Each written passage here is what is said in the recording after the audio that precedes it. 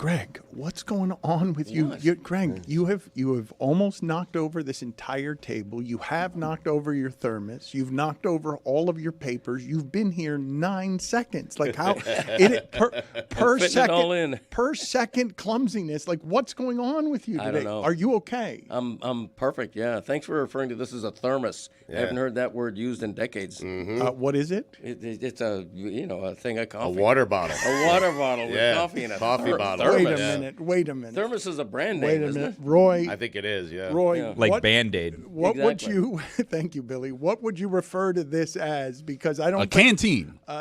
Canteen. What do you Wow, do? canteens are round, This is though. not they a are. canteen. Look, I think canteens need a strap also. I can't see You're right. shit. Yeah. It's not a thermos. I'll tell you that. Literally, it isn't a thermos. That's a capital T. That's a trademark, I believe. I could be wrong. Well, but when I asked you what it was, you said a thing of water, which I know is Of coffee. But I'm closer to being accurate in describing it than you are. When, regardless, you It's dropped a vessel. it. It's a coffee vessel. How's that? That's not what anybody would call this. It's not a coffee vessel. It's a canister, maybe. It's a vessel. It carries the coffee from there to Greg's mouth. It's a bottle, really. It's bottle-like. I can't see what you're talking about, but I'm picturing a thermos. It's thermosy. No, Thermos is a brand. Greg's right. Thank you, Like Billy. Chapstick is a Yep. brand for lip balm. Don't thermoses have like the twist off top that also doubles as a cup? Jell-O not is sure. a brand for gelatin. You can do this all show if you want. Well, I'm running out. You could do it all week if you could do it all week if you like. If you want that Q-tip? to be your contribution throughout the show, because you're right. But you all knew what I meant when I said thermos, and I still think I'm closer. Right, that more people would call that a thermos than a vessel. More people would call that a thermos than a bottle Jet ski? than a bottle of water. Bubble wrap. Bubble wrap is a trade name? I did not Jacuzzi. know that. Yeah. Interesting. Crock pot. Ooh. Seeing eye dog. Wait a minute. What is this list? I thought crockpot is when Stugotz smoked marijuana. Hey. Let me see if I can find it. Good. Kleenex. Deserve that.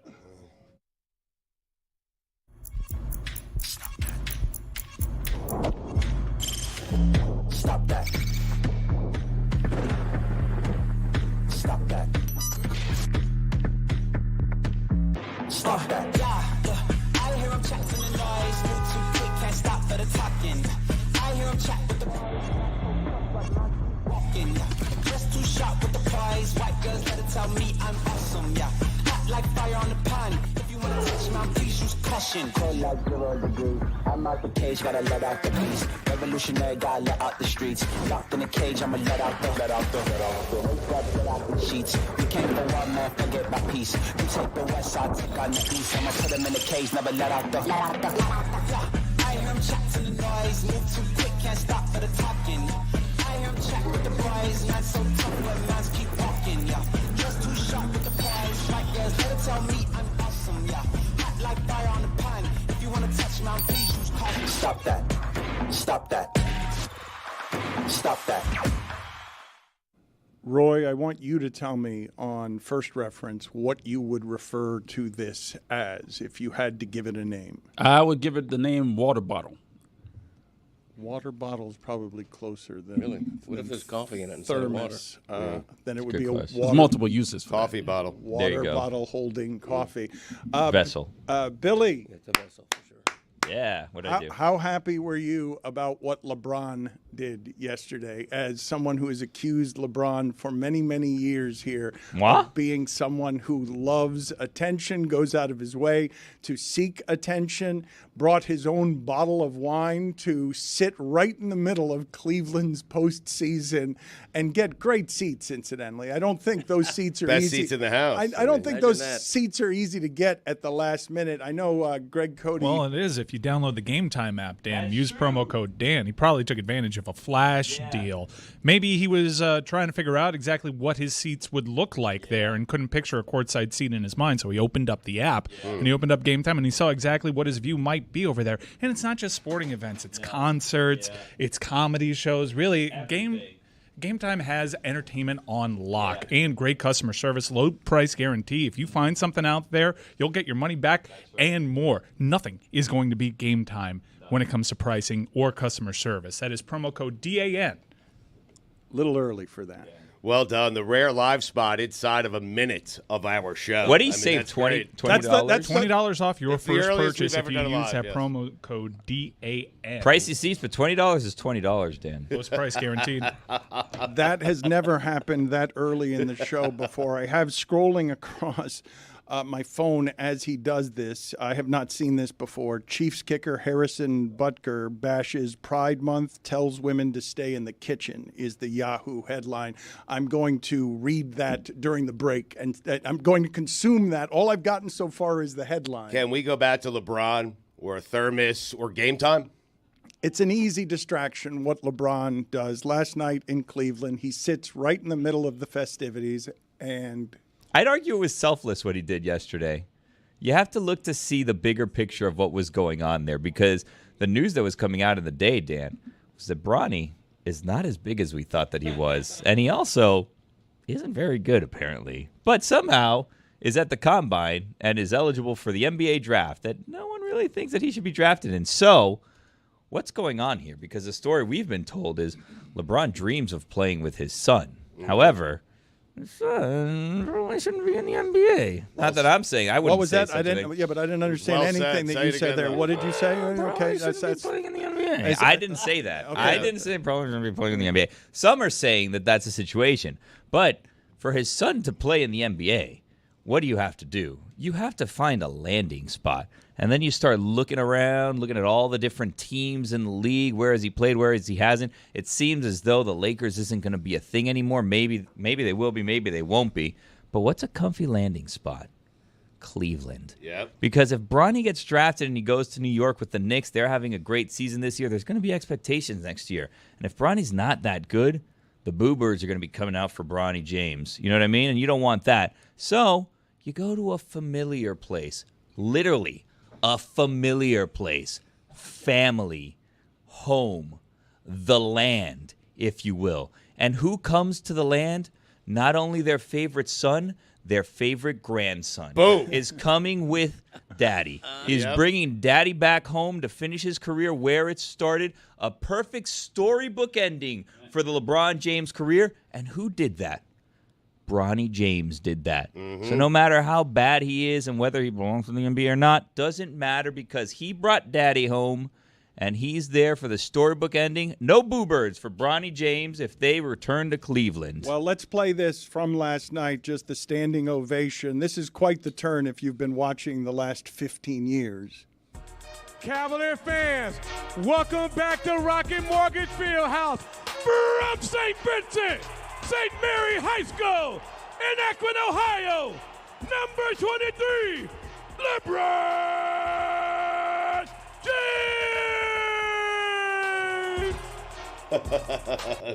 It really is crazy. The story arc, he's the oldest player in the NBA, and this is what Brian Windhorst had to say, that several NBA executives were curious about that visit last night because LeBron's postseason doesn't start that early usually. And this is the Windhorst quote. I will say this. The first thing I thought of was this moment 10 years ago where LeBron showed up to a game in Cleveland while he was a player for the Miami Heat to honor Zydrunas Ilgauskas' jersey retirement, his longtime teammate. And he got in a private plane, flew from Chicago over to Cleveland on an off night. Pat Riley was not happy, and a few months later, he signed with the Cavs. He's extremely strategic, and I wish I could tell you I knew exactly what he is doing. I don't pretend to know, but he's got to be up to something. Yeah. They retired Big Z's jersey? That's crazy. I mean, that's nuts. I mean, Memphis just retired Tony Allen's They had jersey. nothing until LeBron. Like, That is hilarious. Which one? Big Z. Big Z is funnier to you than Tony. Big Z's got more merit. Big Z was. I guess he does, but LeBron attending it, that's great. Tony Allen was at least the Chris, the lockdown defender. Well, in the he league. was the grindfather. Chris, I don't know. I'm going to look up some stats during the break, but I'd argue that Big Z, after maybe Brad Daugherty, Big Z might be one of the best players in Cavs history. Yeah. Plus, it might have actually been a move to get LeBron back into the building. It worked. Yeah, just based on merit alone, they were probably like, he's on the edge, but But LeBron played with him, and there's a chance he comes to the jersey retirement ceremony. Also, white pants for LeBron.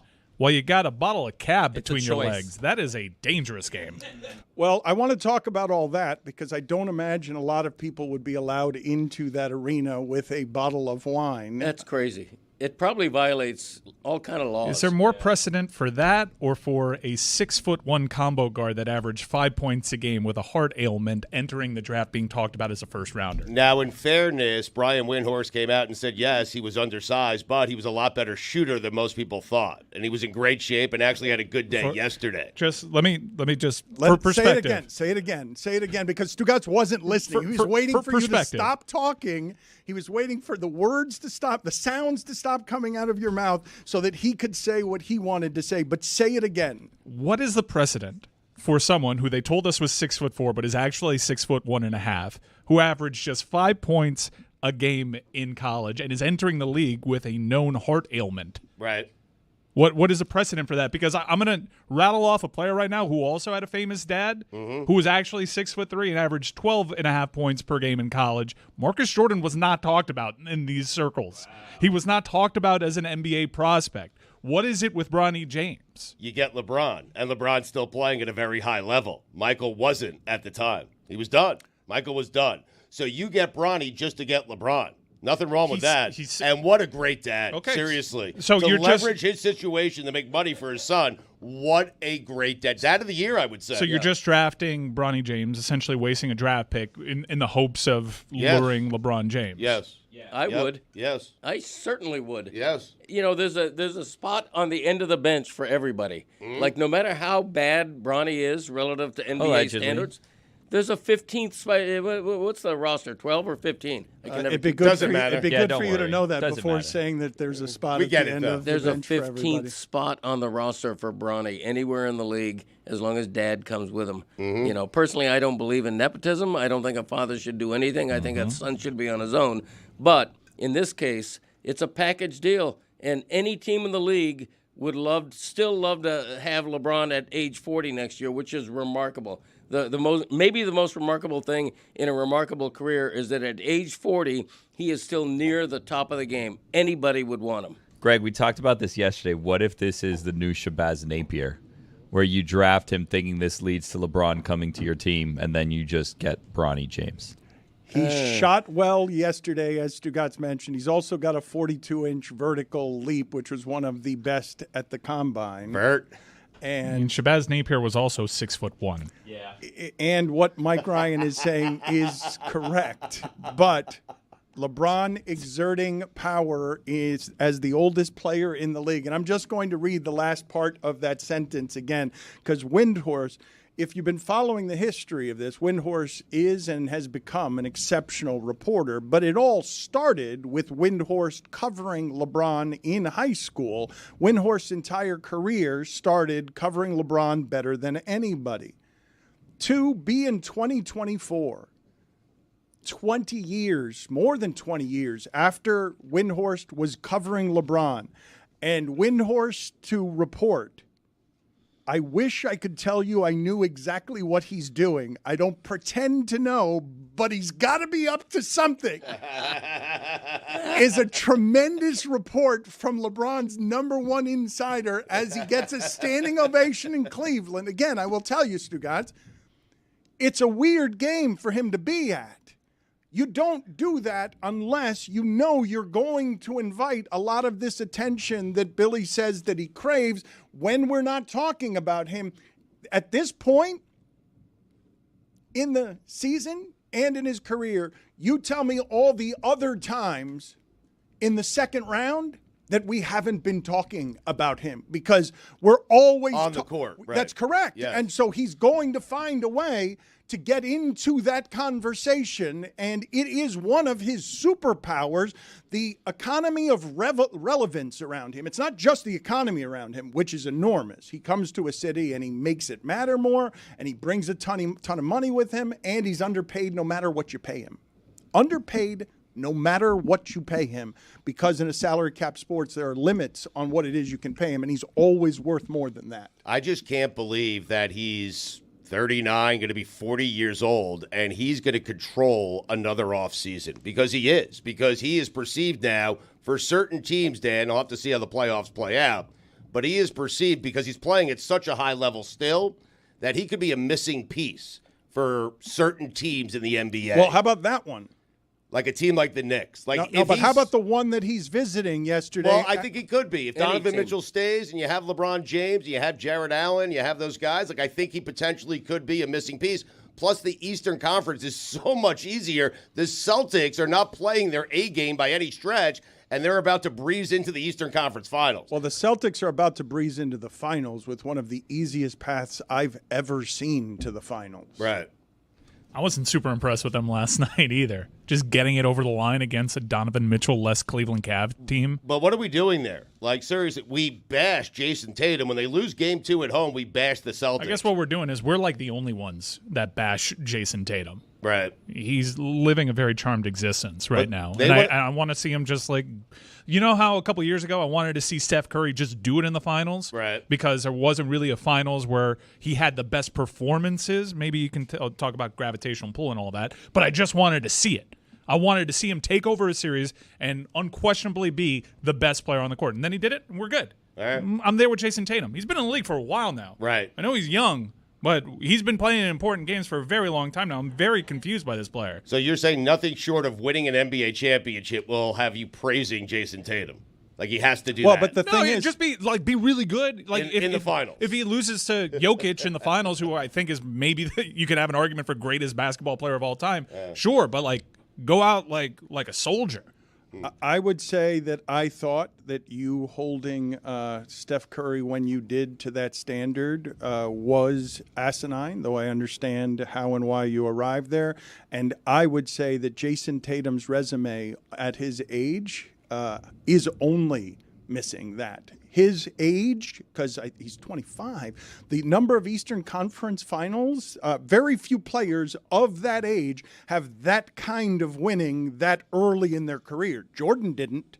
No, Jordan did not have that kind of winning, even that much, because it doesn't happen for players that early. It doesn't happen. Anthony Edwards has a chance to do it, but what Tatum has done, both statistically and with team success, super unusual for that age. He's been on really good teams, though. Jordan and LeBron but he's been the best player on those teams. Well, I mean, some people would say Kyrie was on that one team.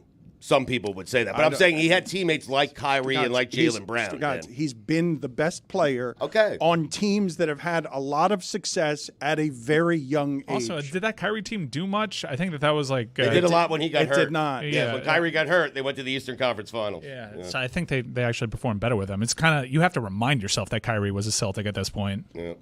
I want to talk a little more about the strategy in doing what he did yesterday in the middle of the playoffs. I have not seen LeBron James sitting courtside with his wife and a bottle of wine in the middle of playoff action very often in my life. And I don't believe that was just because he wanted a night out with his wife. I believe that the Windhorse report is right. Quote, he's got to be up to something.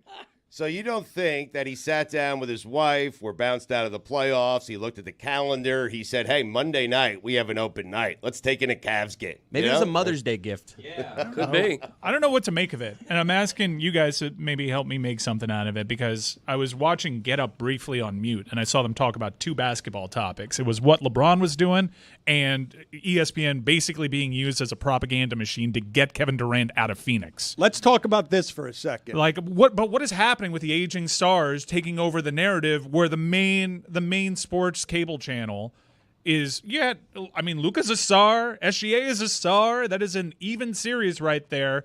But instead of talking about the stars of today and potentially tomorrow, we're doing this with guys pushing 40, and it's just interesting to me. Is because are we just so incapable of talking about new topics? We've just been lulled into talking about KD and LeBron and their off seasons potentially for 20 years that this is all we want to do now? It is an interesting thing to watch, the reluctance of the media to give the story over to the action on the court and the young people who have taken the sport away from the old people. But these two old people, specifically that you speak of, are the ones who introduced us to an entirely new age of how we consume all this stuff, and their movement is more relevant off the court than it is on the court until you get to the games with giant stakes.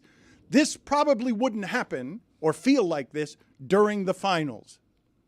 But when you've got this absence of star power we're familiar with, and you've got Jokic, who doesn't have an embrace that America has warmed to, you get this kind of thing. And are you saying that Stephen A. Smith and Kevin Durant are now in cahoots? Because we have this sound of Stephen A. Smith, and at one time, I've never seen a journalist do this on television to a star athlete before Stephen A. Smith did it. You don't want to make an enemy out of me.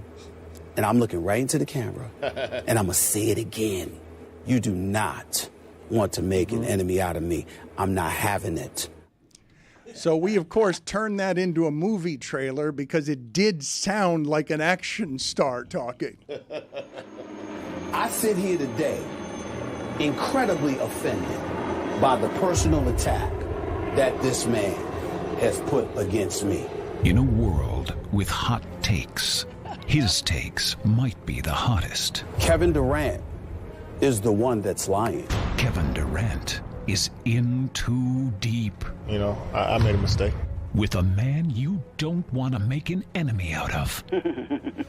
The Slim Reaper versus the suit with 400 buttons. I don't want to hear from you, and nobody else should either. McDonald's All-American. Am I human? Do you look at me that way? Versus McDonald's commercial. Had I had to come on the air that next day, I can promise you it would have been very bad. Stephen A. Smith. Forget the numbers. You don't need them. Look at his eyes. Versus Kevin Durant and them boys. You the real MVP. You won't want to be on his Journa hit list. You don't want to make an enemy out of me. And I'm looking right into the camera, and I'm going to say it again. You do not want to make an enemy out of me. I'm not having it. He's writing your fate, and he's up against a deadline. But since then, since their public beef, Stephen A. has been on air, a pretty good ally for Kevin Durant, quietly, because everyone thinks of their initial beef. But he goes on First Take earlier this week, and he says, like, keep an eye out at Kevin Durant. He's not happy there. He keeps to himself. And they're sort of kind of using Stephen A. Smith. He gets great information, but Stephen A. Smith on the other side is also pushing this very well-informed opinion that Kevin Durant is unhappy over there. So it's just bizarre that these guys aren't really mattering on the court right now, and yet they're leading the discussions when they're not who they once were. Greg, your breathing is very loud. Yeah. You okay? Yeah. Okay, cool. It's just That was very his loud. first word, I think. It's a nice reminder that you're still kicking. I appreciate it. We're going to miss that when it's gone. Yeah, seriously. Him breathing? Yes. I'm not the only one that hears it, right? Well, him. No, I hear it. Yes. No, I meant the breathing because then he too will be gone. Those things go hand in hand. Yeah, you sort of have to breathe. Not into the mic when other people are talking. For the love of God. By the way, if I can say this. Oh, we're out of time. I didn't hear a horn.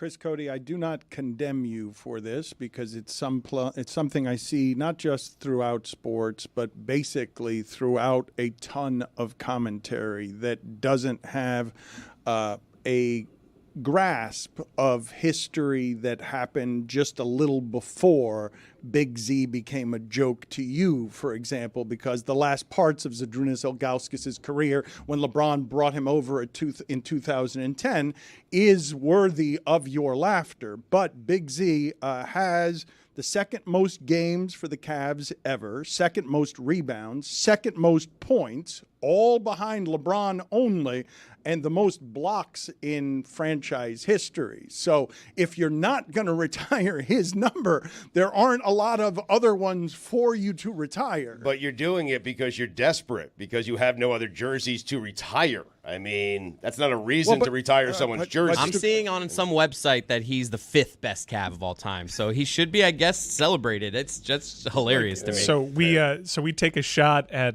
cable television for being retreads about talking about topics from a bygone era with LeBron and KD possibly moving teams. And we're relitigating the jersey retirement of Zydrunas Ilgauskas. Just laughing at it. Yeah. Too many retirements, too many jerseys being retired. Well, has there been one less recently that you guys have seen, that felt less worthy to you than Tony Allen getting his jersey retired in Memphis? Because I understand they've retired a couple of jerseys recently. I don't even remember what the other one was, but I had a reaction to the other one, and then that was erased in my memory by, and they're retiring Tony Allen's, which seemed excessive. Udonis Haslem. Oh, God. I'm going to hide now.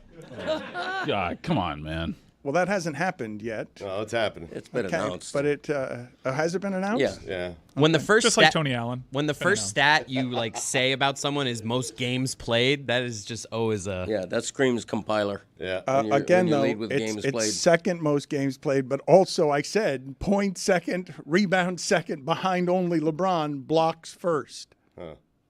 Haslam's number is already retired. It's in the rafters already. Oh, no, he's saying that's an embarrassing one, I think, is what he was saying. I don't think that's embarrassing at all. Not at all. Stu said it. I didn't say it. I didn't say anything. You're a fool!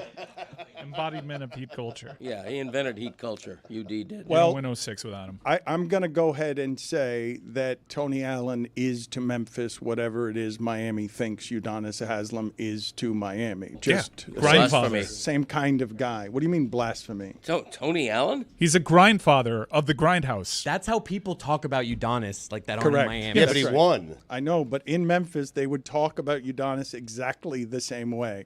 I think there was a comedian, that went on his podcast. Was it Gary Owens? That went on his podcast and said to Udonis's face that his last 5 years with the Heat was a Make-A-Wish kid. That's what Udonis was. And Udonis allowed it, that the whole thing, because he just sat on the bench for 5 years. Because he is not afraid to say to Udonis's face what Stugotz would never say to Udonis's face. In fact, you kind of hid under the desk while trying to say what you did say. I did. All we're saying about Big Z, by the way, is no one would have them on their Cleveland Cavalier Mount Rushmore. I mean, nobody.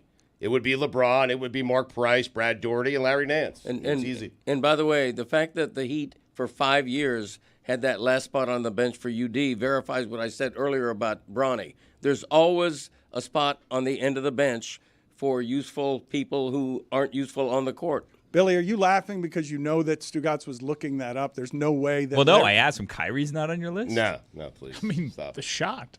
What shot? I mean, the shot he hit in the NBA Finals. His teams were so lousy before LeBron decided to come back, and then Kyrie hit that shot and only hit that shot and had the opportunity to hit that shot because LeBron decided to come back. I thought you were talking about the shot he wouldn't take. Look, I'm a sports meathead, so I truly don't mean to have a larger conversation about nepotism and make LeBron James all of a sudden be the face of it, answer for nepotism and how it's unfair. No, I'm not going to do that. But this is truly bizarre with Bronny James. Like, it's so bizarre that we're just taking the news that he's 2.5 inches shorter than they told us, just like in stride, because we all know the deal. You draft Bronny, you have an inside track on a dude who's currently under contract with another team. I understand why it's all unprecedented. We've never had a child superstar fulfill the promise. the way that LeBron James did. We've never had a basketball player play this well at his age. We've never had one have a son come into the league potentially. I understand why it's all unprecedented, but that doesn't mean we shouldn't be talking about it in terms that are like, this is unreasonable. When I used to talk about Michael Jordan and the most improbable things that he did, Stugotz, I put at the top of the list making bald cool. Like just under it was defying gravity and the championships and everything else. When Greg Cody says, and you can, say that this is science or modern medicine, but when Greg Cody says on the resume that has so much on it, including somehow meeting the expectations that came with being 16 years old, and no one would look at his body of work and say that he underachieved from there. He met whatever the expectations were, and they were unprecedented expectations for a 16-year-old coming into the league. Skip Bayless would say it. Okay, one person would say it, and no one would make an entire media career out of saying it because he was the only one willing to say it because it was an asinine thing to say again and again. When Greg Cody says this value at this age might be the most impressive thing on the entire resume, I'm not sure I can argue it. Like, there's a number. He revolutionized what can be done at that size by a player. And he's still doing it. I mean, to average 26 points, 9 rebounds, 9 assists a game this year, which is what he averaged, it's insane. And the fact that he is going to be one of the guys in free agency that controls yet another offseason is insane. I'm starting to gain more and more respect for LeBron as he gets older. Is it like both Brady? as a player and a dad? Especially when he's not up. Like, he's just forcing this to be a conversation. They've already blown out their head coach. He's just making this a thing when he's under contract. And I understand doing this certainly for LeBron in his prime. But how much longer is he going to possibly be doing this? You really got to waste. A draft pick's important. I mean, those. I understand you're saying there's 15 guys. I'll give one of them to Bronny James, but you can set your franchise back by doing this potentially. It is a bad draft, though. But it is a bad draft. Poor Atlanta. No Wembayama this year. But take Bronny. Yeah, there you go. When you say that LeBron turning 40 is still in his prime and might be for another couple of years. No one said that. That's the truth. That's what I'm saying right now. No, you can't say that. I can say that. No, you can't yes, say you that. Can. Say it. No, you can't. Why? I think They're his words. I think LeBron is as good as he's ever been. Thank you. That's Stugotz. crazy. You're not watching. Excellent commentary. They are his words. Well, he You are thinks, correct. he said. He didn't his say as a mouth, fact. He said he everybody's saying, thinks. right. His defense has 100% taken a decline. Just so we're clear, LeBron has a player option. He is scheduled to make $54 million this year from the Lakers, but he can opt out if he wants. You cannot say He can work for free. that LeBron He should work James for free. is What? in his prime. I think he is. Why? What do you? Stugotz, go sit outside. No, Dan, just go hear sit me out outside. for a second. No. 1 second. No. Give him a in, shot. In 2 minutes, I'll hear you out. In 2 minutes, you can come back with disappointing. Should whatever have left that, with the Haslam whatever that opinion there. thought is. There's a window for prime. Prime doesn't mean he's as great as he's ever been. Mm-hmm. It means he's as close to the pinnacle. You sound as insane he right Greg, now. still he's is. not. You sound Coach insane. Prime, Greg, yeah. he's not. Okay. Greg. I'm seeing he also has a player option for next year for the 2024-2025 season. Well, hold on a second. If Bronny doesn't get drafted, can he just go back to college? I saw something about that where he has eligibility left in college, but he's also in the draft. It's weird. He wasn't very good in college either. I don't know, Greg, why you wouldn't walk back the take that the oldest player in the league is not in his prime. Right. I don't know why you're just being stubborn about this. I will say on one of the things that's happening here that makes it so that what Greg is saying about LeBron's entire body of work and saying that playing this well at this age as the oldest player in the league might be the best thing on the entire resume. If Tom Brady didn't exist, we'd be more awed by this. If Tom Brady hadn't done it first and older at a totally different position where the rules are meant to protect him. The most surprising thing to me about LeBron at this age is that he could still play the most rugged and physical of games, that he could still bully Aaron Gordon at 40 and yell at him on the court, I'm in the weight. You're not the only one who's in the weight room. I guess the reason why talking about it isn't the most entertaining thing is it's because like we have no real option or way to talk about this other than to marvel And maybe if a generation comes and goes where someone doesn't do this, then maybe we can talk about it a little bit better. But as it's happening, how do you explain what Tom Brady and LeBron James are doing other than saying you can't? But I think it's fair to question. And we saw the New England Patriots decide, all right, we're done playing this game. Tom, we don't doubt that you have good football left, but at some point we got to put the franchise first. Now for them, wrong call. Yeah. Tom Brady's an alien. But with LeBron James in a sport that is way more reliant on physical athleticism, like if he loses a half a step in that sport, it's far more perceptible than if Tom Brady loses a half a step playing quarterback. This is a legitimate conversation to be had about Bronny James and how a dude who doesn't have the player option that Stugotz claimed he has in next year, how he's having this much influence over the proceedings, how he's purposefully playing coy, won't give answers as to, like, are you done playing for the LA Lakers? What does that mean? You're under contract, bud. Mike, the under contract part, he broke all of that over his knee in 2010. Like, that's one of the many things that he changed and pioneered on. No doubt, Dan, but he was up. Like, he was a free agent. Understood, but since then, all he has done inside of the last 5 years, including create an entire agent economy around something he ostensibly doesn't own. The agent business that he doesn't own, wouldn't be allowed to own. A player cannot be the agent for a bunch of other players in the league. This person has changed the way the rules work and the finances work in this sport for the last 15 years. Reading the internet wrong, June 29th, he has a deadline to opt into this player option, so I will pay a big hefty fine there. What do you love, Billy? Just all of this. That Mike is wrong? No. I love that LeBron can do whatever he wants. He can. That is correct. I also like that all of a sudden, Mike, we're following the players are under contract, so they must behave, and they can't just force their ways to whatever team they want. No, but it's just I've never seen a player. No, you're right to call that out. I've just never seen the presumed leverage play that he's doing here is to get his son into the NBA so he can play alongside of him. Yeah. But his son would seemingly be a charity case. Just going off of draft. I know what's going to happen, and maybe even Juju clips that. But there is just no precedent for a 6'1" guy who we were told is 6'4", who averaged only 5 points a game in college, who enters the league with a very publicly well-known health issue. There's no precedent for this. Well, this was more of a conversation I thought last year when we were fantasy booking this, but he actually went through the combine process. He went through a full season in college. I know it was hampered by what he dealt with a heart ailment, but this is a truly bizarre one. I mean, he was medically cleared. Yeah, he was. To participate. He missed several months of his college career because of this, and he's been medically cleared from it. So I think, in fairness, he's got a clean sheet health-wise. And he didn't look good afterwards. You're right. He didn't. And it doesn't happen all the time where a player flatlines, comes back. That's also a miracle. I do think that you give that player like a runway to try to figure it out. But I mean, we were being told by people in the know that there was a lot of hype associated with Bronny James that wasn't necessarily fair 2 years ago. Mike Piazza was a charity case, and he went to the Hall of Fame.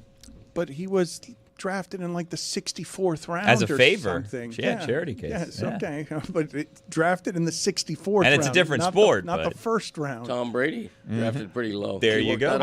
What I don't like is I'm setting myself up to be like the face of like, well, this isn't right. Yeah. But it's also like, I think it's crazy that no one else is talking about it. But you say it's not. You say it's not right.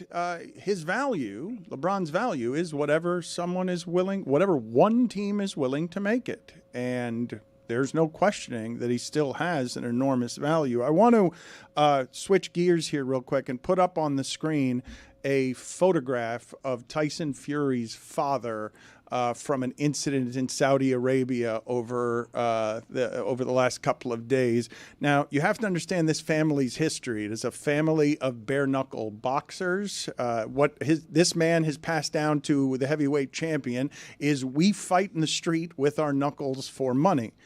And the reason his head is bleeding that way is because he appears to have headbutted a toddler that was in the other camp and bloodied his own head in headbutting him. And I just wanted to ask you guys, Do you guys know anybody? Do you have anyone in your circle that you believe in a fight would use the headbutt? Because this tells you so much about a person. I don't want to be reckless here. Stugotz, of course, leaves for more than 2 minutes because he likes the time off. Time to throw away all journalistic credibility and get reckless. Here is something we like to call reckless speculation. You're good. You're good. I want to ask the group, how many times has Tyson Fury's dad been in prison? Because there's an answer to this. I don't know. I need you to look it up. I don't know. Okay. I'm recklessly speculating all based on how he handled that situation. Like a say overnight in a holding cell type of thing, If or I like s- like he prison. went through a If I set the over-under at 2, would you go over or under? Years? Going prison or jail? Push feels right. Push feels right. I'm going over. We'll look it up. Let's look it up.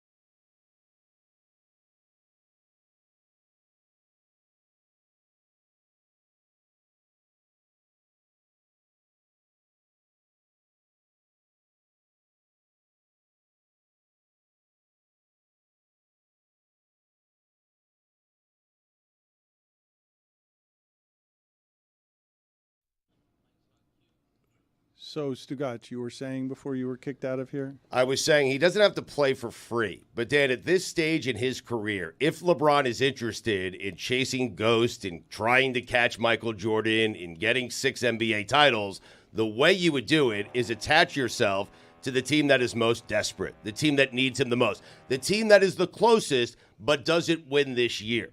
You attach yourself to that team and you say, hey, I'll play for the league minimum. Therefore, you can keep all these other pieces around me, and let's try to win 2 championships. That's all I'm saying.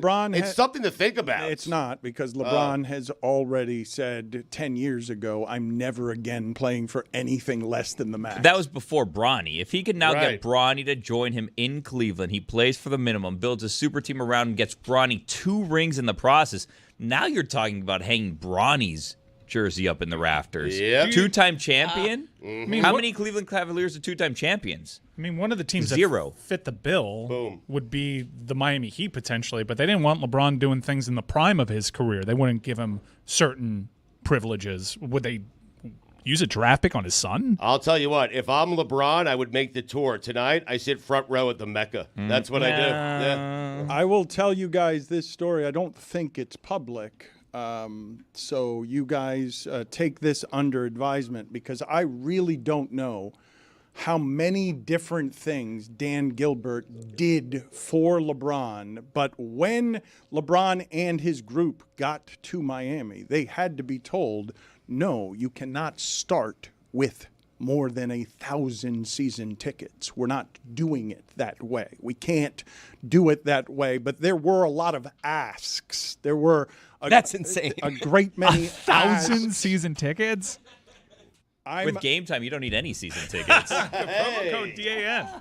Flash deals. They should have signed up using your name, Dan. I am going, I have to stop here, because that is something that was spoken about in those circles, but I did not verify that as the number. So 1,000 might have been something. The 1,000 might not have been 1,000. They just asked for a bunch of season tickets and were told they could not have that many season tickets. Don't hold me. You're Don't hold good, me. man. Don't worry about it. It's like saying 1 million. Like, yeah, Probably could I have 100. 1 million tickets? I'm going to ask for 1 million tickets like this. It's just a large number. You don't know. We get it. I would Probably love 100. to know what it is that the Cavs might offer him in order to get him back, because he can make a lot of different asks. Was JB Bickerstaff coaching for his job last night? Mm-hmm. Do you think? Were those players auditioning for LeBron James? Charlotte Wilder is here. You can hear her basketball expertise with Amin El-Hassan on Oddball every day, except for Monday. Thank you, Charlotte, for joining us. Before you came on with us, they were criticizing both Jason Tatum and how sluggish the Celtics looked. I would say to them, road playoff games are hard to win, and the Celtics seem to do it pretty easily again and again. But you have to be very enthused about what is the easiest run to the Eastern Conference finals and the easiest run to the finals that we've ever seen. I mean, first of all, hey guys, long time listener. First time, long time. Well done. WFAT. Well done. Well, very, Yes. very efficient, Yes. Charlotte. Thank you so much. Yeah, look, okay, the Celtics. Here's my thing. I don't know if I'm broken inside or if I still have some trauma unresolved from last year when they totally screwed everything up, but I'm not getting a lot of joy from this. I think part of it, like, it's either a blowout win or a blowout loss. What I liked about last night was that the Cavs went up. The Celtics were like, oh, I guess we should do something. They were rebounding. They were playing defense. They didn't just give up and be like, oh, well, we'll get them next time and then blow them out of the water the next time. It was actually like there was a little tension there. That was good. They did it. But also, like, they're supposed to do it. So it's sort of like, what am I like? I'm having a total come apart because I'm like, it's not that much fun, but I'm such a loser if I'm like, oh, they're winning, but not the way I want them to, and it's not fun. But also, like, the vibes are off. Something's weird. I don't know. Help somebody, help me. Like, help me. Playoff series are not fun when you're a huge favorite. It's I think a fair that's what point. she's trying to Yeah. say. Yep. I disagree. That's ridiculous. Because anytime anything goes wrong, it's like, this shouldn't be happening. You're the huge favorite. But wait a minute. And then if you win big, it's like, you should have done he's this. right. No, but I want to be a huge favorite. There's nothing better than knowing your team's great. Yeah, but the only way you win is by winning. Anything short of that correct. is right. But that's what the standard should be. I know, but it's kind of boring. I mean, they're expected to win, and they're doing so in boring fashion. I would disagree on a couple of fronts. One of them is this where the standard is? The Celtics have now lost twice in the postseason. Has anyone lost less than that?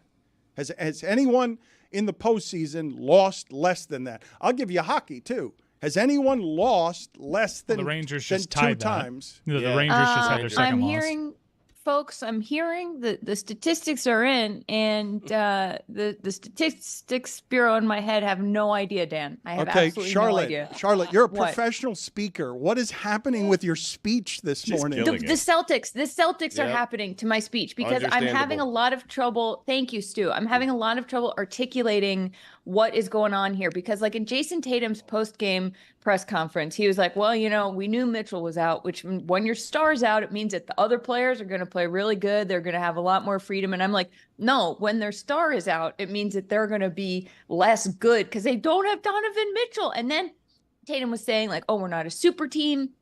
Own it. Be like, yeah, we're really good. We're really good, and it's super fun. I mean, I feel like the people who are having fun most this season, like Porzingis was having a blast. Because if you go from having a career year with the Wizards and then suddenly you're in Boston and Boston's happy to have you, that's awesome. Drew Holiday was like, oh man, I avoided that mess over there in Milwaukee, but now I'm here. And Jason Tatum and Jaylen Brown are like, we have been ruined by Boston media, by Boston fans, by the expectations. And so they're just sort of slogging through because that's what they have to do, because I think Boston sort of breaks you in some way anyway. Because we're New Englanders, and that's how it goes, Stan. That's how it goes. You break people. Are you broken? Are you broken by what it is the Panthers have done to your Bruins, or do you not really care that way over there? Basketball's your thing, and it doesn't hurt the same way in hockey. I mean, Yeah, it doesn't really hurt the same. I'm watching so much basketball, Dan. Like I have dreams that I'm like in a clutch situation. I like the basketball. I'm like on the bench. I'm like in the locker room. I'm not really. I'm mostly just watching it, but it's really all consuming. And I only have so much sports pain or energy that I can expend right now. Please tell me these dreams are real and you weren't making that up. And I want to hear what the result is of you in the clutch in your dreams. I was not expecting to be called out in that moment because I feel like I had a dream about it last night, but I couldn't quite tell you. So I was going to just sort of roll. I can make one up. I can make one up if you want. Go ahead. It would have been better if you had just done it without telling us you were making it up. That's one of the keys. Can I try again? Can I try again? No. No. The Panthers, Rangers, Thunder, T-Wolves among the teams that have lost twice. Yep.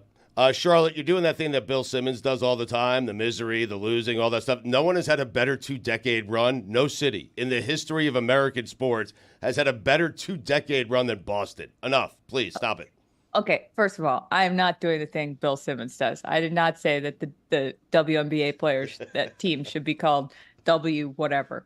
I'm not doing too much misery. I'm doing confusion. I'm doing, why isn't this more fun? I'm doing something's broken in me if I'm not, loving this. I am loving this, but also like, I don't know, Stu, look at your Knicks. Your Knicks are they're gritty, they're tough. It's like adversity. If they don't make it, that's okay because their pets' heads are falling off. And the Celtics, it's like most people are healthy and they're playing well, and that's fun. So, but it's not, and I don't know why.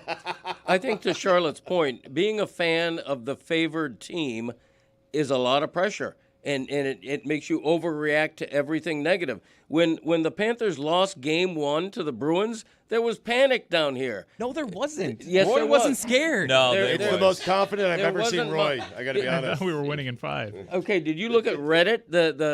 No. Yeah, I get Reddit. Yeah. I get it. Subscribe. He gets it mailed to his house. It's an app, right? I don't know. No, but See, believe me, I the get reaction was Reddit. such that there's not moderation. You got to learn to moderate. It doesn't come naturally. here's the thing, Dan. Can I give an analogy, please? Yep. Okay, thank you. So when I talk on this show, a lot of times, sometimes I fumble over what I'm saying. You could say that I'm a mastermind because the bar is so low that when I make a coherent point and make my way through it, everyone's like, "Oh God, she did it." If I were just had bars left and right all the time, like the pressure would be too much. The Celtics, they're good at talking in a basketball way. I really don't understand what you're doing in general. I don't know a lot of fans who would prefer to go into a series as the underdog instead of the favorite. You want to have the best team because you want to have the best chance of winning. It doesn't make any sense to me that expectations would spook you. But with Michael Jordan, the Bulls knew they were going to win. This is different, Dan. This is a team that, yes, they're favored to win, but as a fan, you're not certain they're quite good enough to win. Yes, thank you, Stu. This is a team that has, over the past years, 6 years, I don't know, what's 2018? Are you doing a bit? What is happening she can't right speak. now? She cannot speak. She's just... This is what this team has done to me. This is what this team has done to me. Listen, they have gotten so close so many times, and then they lose. So I'm like, I don't know, even though it looks like they should, and then they probably will, and then it'll be great. I get it. I think you're right. And the example I would use is that Jason Tatum is famous for nothing more than not winning. So, therefore, based on the recent past, you don't expect him to win. I don't think either of those. I don't think my dad has had some doozies today. I don't think either of those things are true. I don't know. I know it feels like this is all making sense. Where's Ashton? Thank you, Billy. Thank you, Billy. Yes, I'm trying. You know what I'm trying to do? That's not the ally you want, Charlotte. You don't want him as an ally. He roots against the show. The faces she's making, something's up. He's winning right now. Okay, guys, I am trying to be honest. I am trying to give you honesty in a way that would it be smarter to be like, yeah, this is awesome. I'm a cocky Boston fan. I love it. We're going to win. You guys all suck. Maybe, but I'm trying to be honest about what's in my heart and work through this because I thought, forgive me. I thought this was a safe space for feelings. Yeah. They are. They are for well-spoken feelings. This is not a safe space for misspeaking. This is not that. Come on. You know what I Are you always say, kidding me? Dan. Honesty is the best policy. Thank you, Stugotz. LeBron James getting a bottle of wine into the arena last night, placing it under his seat. I don't think there are a lot of human beings who would be allowed to do that. This I can actually speak very coherently on if you would like some insight. I would. Okay, first of all, the coffee cup with the lid, brilliant. If anyone's ever brought wine into a theater, first of all, if you're LeBron, you can bring the bottle in. If you're trying to do it as a lay person, you have to bring it in a Nalgene or some sort of water bottle that is opaque so you can't see into it. Also, very funny to me that LeBron James shows up and he's like, sitting off to the side as if to say, oh, no, like don't look at me. I'm simply off to the side, but he's still courtside. And what is he doing? Like does he miss playoff attention? Because I feel like bringing a bottle of wine and a coffee cup into a stadium is a really good way to have people be like, that man's going through something. Do you think he brought the bottle of wine in and asked what the corkage fee was? I think he bought this there. No, you can't buy a bottle of wine in an arena, can you? You can't bring a bottle of wine into an arena. You can if you're LeBron, I would assume. Well, then I would assume that's that like you a can buy one if you're $500 bottle of wine, I think. Maybe LeBron's not drinking like, You don't think he ordered a bottle of Josh? Cab. I think he has a wine locker there. Maybe he snuck it in. Is he a cab man or a Pinot Noir? What do we got him for? What year is your Josh? Pinot Noir? The Cleveland Pinot Noir. Caberniers.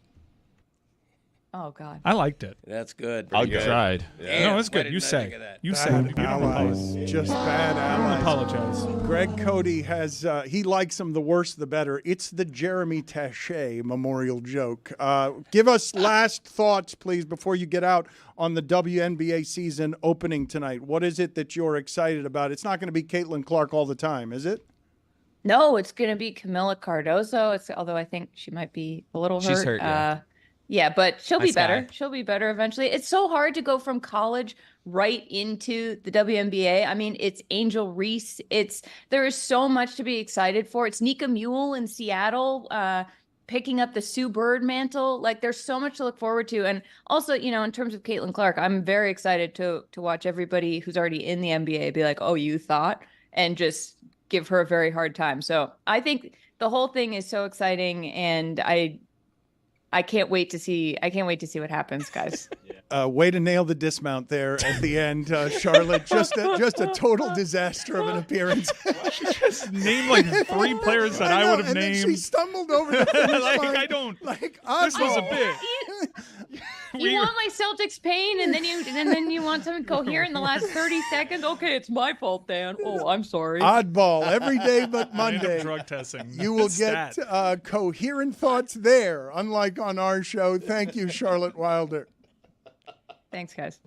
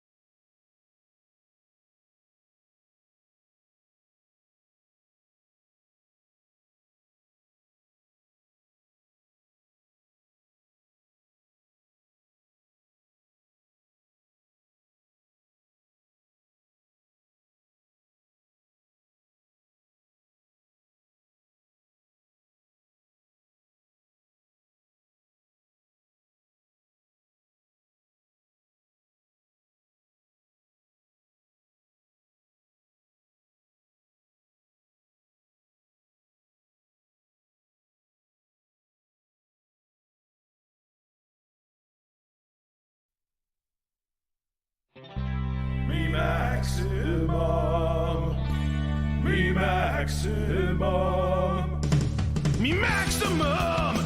Yeah. Greg is king and you're his peasants. Me maximum.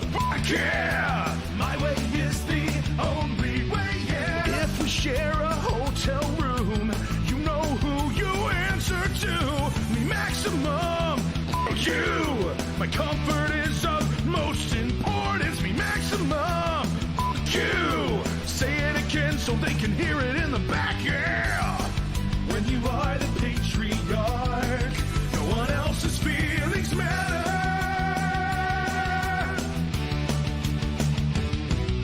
Vacation, me maximum. Restaurant, me maximum. Article, me maximum. The Cody Show, me maximum. PSBI, me maximum. Back in my day, me maximum. Hee-haw 3, me maximum. It's hee-haw me.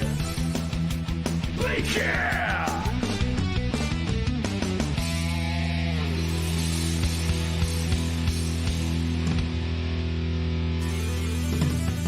Soup of the day, maximum. That kind of thing, maximum. And you know it, maximum. Pride of a lion, maximum. Boat shoe, maximum. Miller Lite, maximum. In my garage, maximum. All night, maximum. Falling down, getting hurt.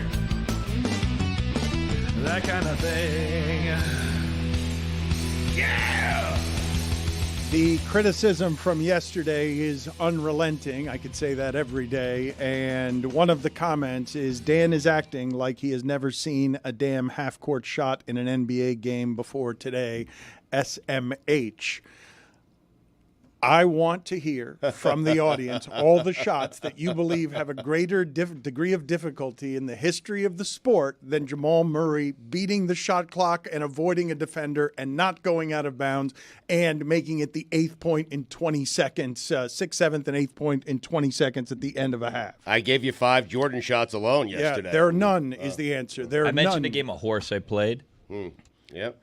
Yes, you did, because, again, you are someone who roots against the show. You actively you actively put it on the poll. Does Billy actively try to destroy the show every day? I want to ask Chris and Mike and Roy the following question. If I had told you 3 years ago, maybe 2.5 years ago, when you guys were so loud complaining about Barkov and Bobrovsky, that Bobrovsky was a bad contract, a terrible contract that could not be moved. If I had told you then, hey, Barkov would be at the center of everything that's happening with one of the most championship-worthy teams in the history of South Florida sports, and also on ESPN.com, the headline is going to be Exploring the Legend of Playoff Bob. What would you guys have said to me? Because it was so loud around here about what disappointments both those guys were. And if I asked you who's more of a disappointment, I don't know who you would have voted for, because that Bobrovsky contract seemed like an anchor that was going to ruin the franchise. Well, Alexander Barkov, I thought he was going to end up turning it around, especially defensively. But now he's found his offensive game. Now he's better. Sergei Bobrovsky, he would have played up to his contract eventually. Now, Ekblad, however. Roy, what do you mean he would have played up to his contract eventually? There was no hope, but you guys were telling me. We were calling for Spencer Knight, bud. You guys were telling me. We were calling for Alex Lyon last year because Alex Lyon had the run that got them into the postseason. Bobrovsky's had an incredible turnaround, and now he's finally started playing up to that contract. But to have the foresight of that even last year at the start of the playoffs, or even last year down 3-1 against the Boston Bruins, I think that's kind of facetious. We all had our doubts about Bob. I'm still kind of low-key a little scared. It's just what's happening in front of him is so damn good right now that you're not asking him to be all-world, and occasionally he'll be all-world for you. So he's been great. Dan, I understand, especially with Barkov, when you talk about these players, you always circle back to what it was like 2 years ago when they won the President's Trophy, and they both kind of laid an egg in the postseason. Lots happened since then. A lot. Barkey was always the more likely to bust out of it because, look, this year, Stolarz had the better goals against average and save percentage on this team even this year. But Barkov is a tremendous player, and the reason why we were complaining so loudly 2 years ago is because we've always known he had this in him. But Bobrovsky got that money, at least in part, because everybody here believed he was worth that money. Because it was what was plaguing them after Luongo is they had some teams that could actually threaten, and you had a two-time Vezina winner available on the open market, a guy that had actually just swept a record then at the time, record-setting Tampa Bay Lightning team. Bobrovsky came in. All this guy has to do is do exactly what he did in Columbus, and you're talking about a Stanley Cup potential type team. And to his credit, he did kind of legitimize them immediately despite not playing up to an expected level. That says more about the career he's had than his own talent. Well, I had faith in him last season during the regular season, but Alex Lyon did lead us to the playoffs then, and then now we got Sergei Bobrovsky, what we have now. But this playoff season, he hasn't really played up to his standards. It's the Panthers' defense in front of him that's really built him out a lot. And you mentioned not allowing shots. And you mentioned Ekblad. Look, we're speaking into microphones, and we're going to swing with the results of the games, and 2 years ago with the results of the series. But we were all very hard on Aaron Ekblad after Game 1. He had arguably his worst game as a Florida Panther. A terrible time to have it. Since then, he's been terrific. He's been everything that Paul Maurice assured us he would be after he calmed everybody down with the press conference, which I don't know if you're watching, and I'm a super fan. The way that Paul Maurice is handling these press conferences lately is basically appointment television. He's had the biggest glow up, I think, on this roster. I mean, obviously Reinhardt's having a career year, but man, that's the person we flipped on the most probably. If you want to hold us accountable for our Panthers takes over the last 2 years, Zaslow openly calling Paul Maurice the murderer of fun. Yeah. I had to announce that I had deleted my Paul Maurice tweets because it looked like they had a team that went from President's Trophy good to a team that was going to miss the playoffs, and thankfully Alex Lyon got hot, and they had a little bit of luck, and they got into the playoffs, and then they started playing the type of hockey that Paul Maurice was trying desperately an entire season, almost to their detriment, to try to get them to play. So by the time the playoffs rolled around last year, they hit the ground running. There was criticism of the Maurice hire, as I recall it, to hire Maurice, they didn't re-sign the guy who had just won the Coach of the Year award. Andrew Burnett. Yeah, and Paul Maurice is number one in all-time losses of any NHL coach. So, you don't rehire the Coach of the Year to hire the biggest loser, quote-unquote, of all time. Yeah, there was some initial doubt about the hiring of Paul Maurice. In Zito we trust. Man, has he proved himself. If we're taking inventory of all our bad hockey takes, let me apologize to the Vancouver Canucks and Rick Tocchet. I was not familiar with your game. Did not think you could totally change your identity and have your superstars start eating pucks. Credit to you. But also, Dan, you got to walk one back too, brother. Yeah. You said you didn't see a talent disparity between these two teams. You got Morgan Geekie out there on the first line. What I said was what in the results shows you a talent disparity over the last 2 years. What results? It like 4 games, 3 of which went to overtime. This is not Boston. The first intermission of Game 2, Paul Maurice essentially told his guys, "These guys don't have anything. We're giving them all their quality chances. Just be disciplined with the puck."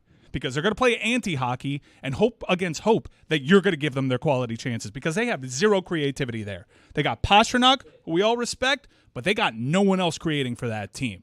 There is not a lot of talent on that team. It's a miracle they have the regular season that they did, and they're showing you exactly who they are. This Montgomery has no moves. Lundell would be a top liner for them.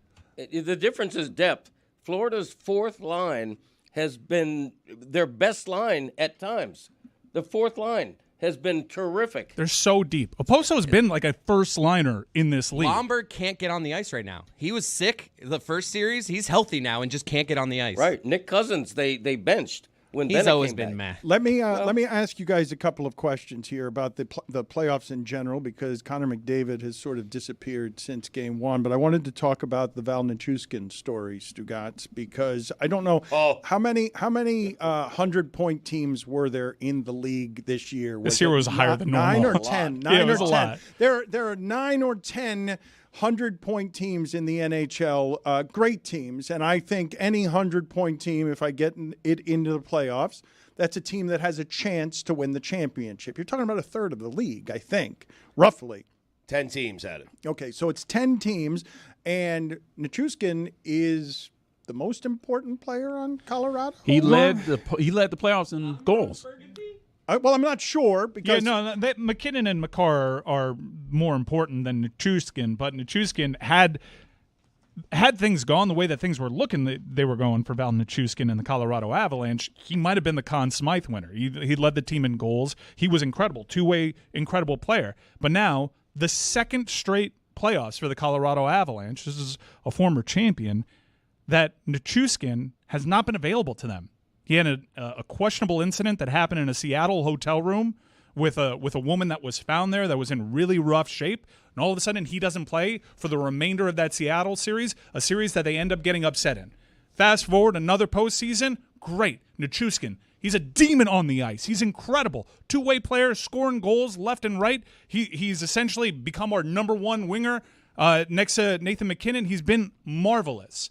And then you hear right before puck drop that he has failed the drug test and won't be available for 6 months. At least. He can apply for reinstatement 6 months from now. His nameplate was removed from the locker room. His teammates, if you go by Jack Johnson's quotes, are done with him. This is the second straight postseason where his behavior off the ice has let them down. And he was in the player assistance program back in January, so this drug test pretty much is bad for him. This is bad. It was bad for Mike as well because I took the Stars last night after Mike texted me about this news, and Mike was broken because he had a bunch of futures on the Lanch. I was already locked in on props. I mean, the team's toast now.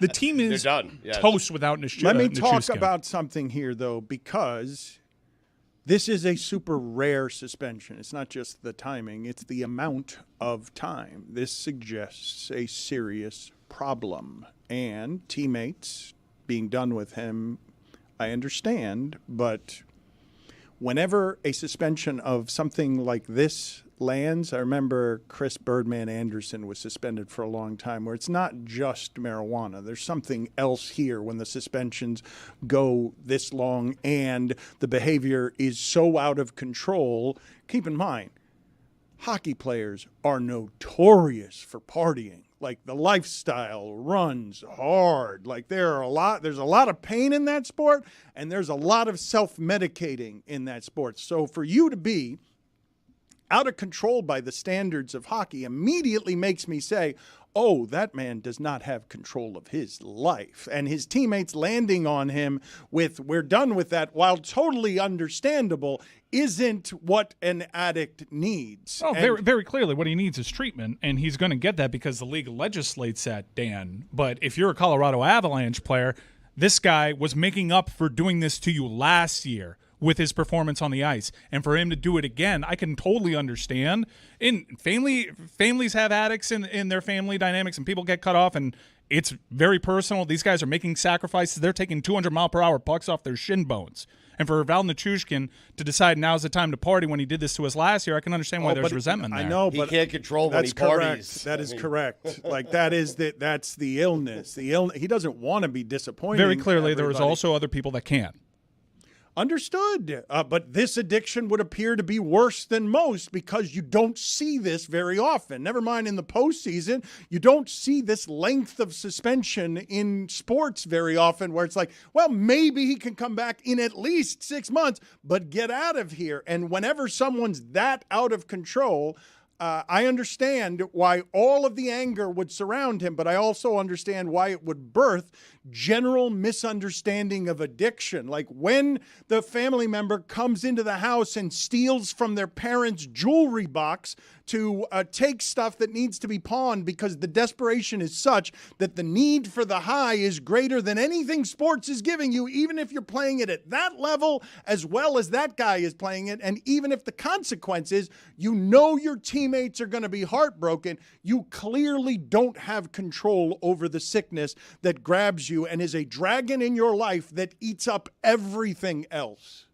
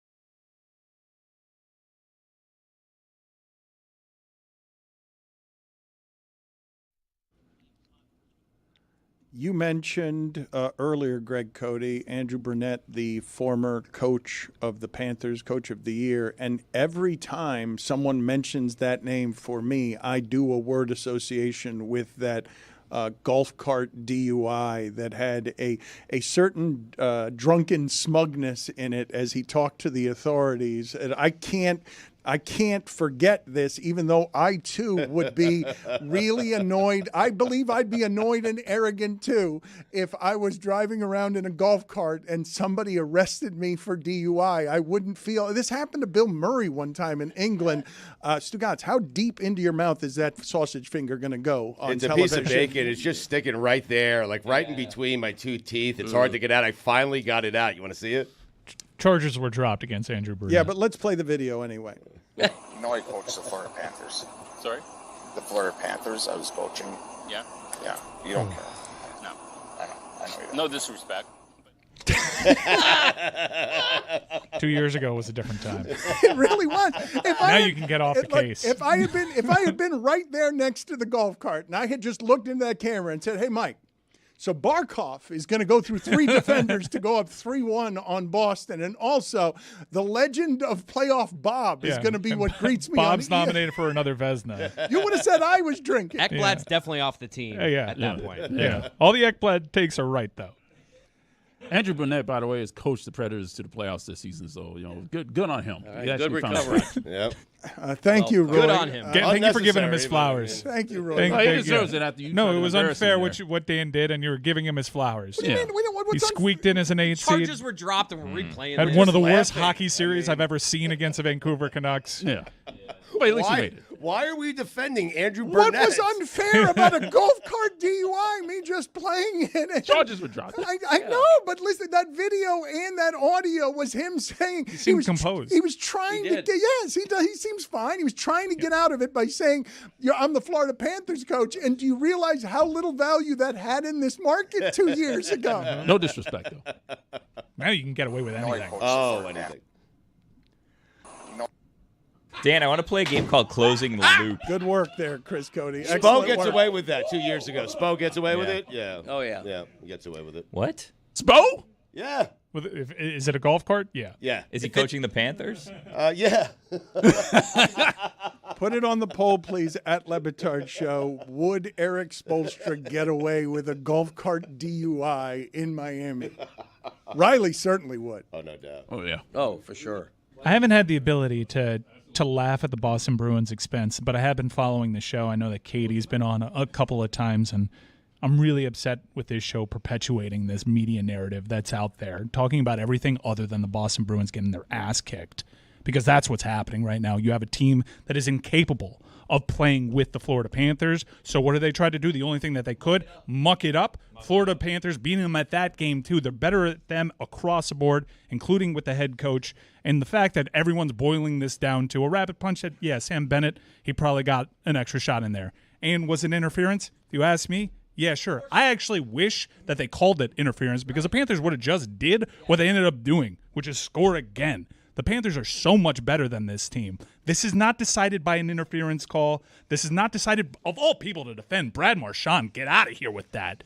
I mean, no, this is not a close series. How many times has Marchand been suspended? Because I did delight in seeing Sam Bennett in Boston registering as public enemy number 1. You guys weren't sure he was going to play in this series. They would have missed him. He's got them going crazy. Dude, a Barstool guy wrote 3,000 words on a rabbit punch as if he's like a pugilist.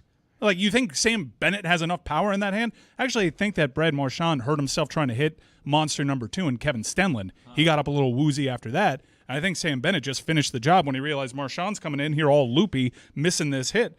I'm going to brace, and I'll get me a piece. I count 8 suspensions. Yeah, 8 suspensions, total of 28 games. Brad Marchand licked a dude on the face once. Like hockey player. Yeah, he's the Rat King. It is crazy that because everyone except Roy kind of agrees the Panthers got away with a call there. Like that was we got lucky there. Yeah. Roy's an unusual cat because Roy when Mike was talking about what he was talking about, Roy said in my ear, he said, I already said all of that yesterday.